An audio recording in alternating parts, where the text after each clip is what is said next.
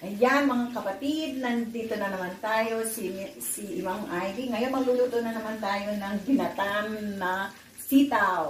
Ayan, with hipon. Ayan, unahin natin yung luya, sibuyas.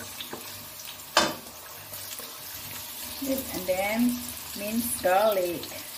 Ayan, mince ko na yan. Prepare ako. Ayan, may hipon. Isa-isa muna natin.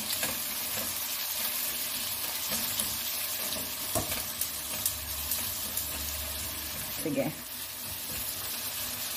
Alam mo naman mga kapatid, abang ginigisa ko to, nagpipirito na ako ng tilapia natin. Yan, para same maluluto yung ulam natin ngayon. So, lagay ko na yung hipon. Yan, malalaki yung hipon. Malaki.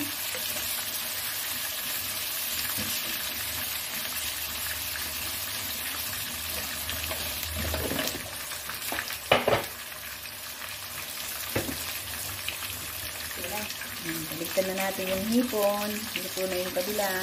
Yan. Sarap nito. Lagyan na natin yung Himalaya salt. Ay! Lagyan ng sitaw.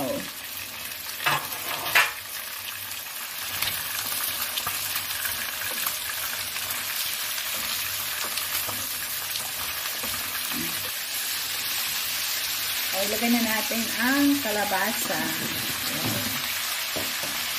Ganda. Ganda na.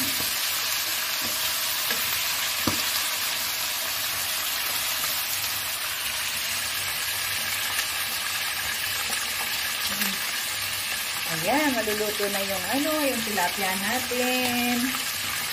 Masarap kasi sa ginataang gulay yung piniritong isda. Okay, takpan muna natin.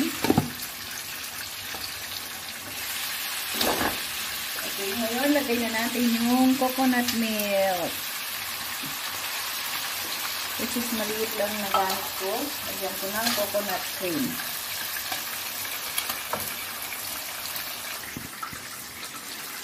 So, yan. Kung gusto nyo maglagay ng patis or bagong, pwede naman. Pero kami, asin na lang ang linagay ko.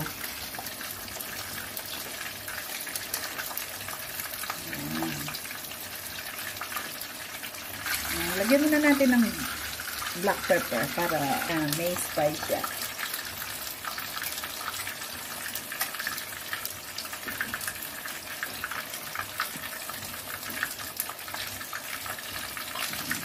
Takpan muna natin.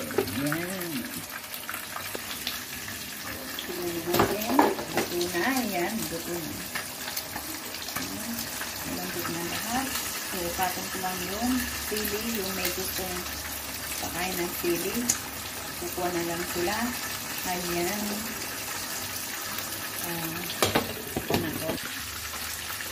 Ayan. Luto na ang gulay natin. Ayan. Please, kung nagustuhan nyo, please like, share, and subscribe. Thank you for watching. God bless. Love you. Bye-bye.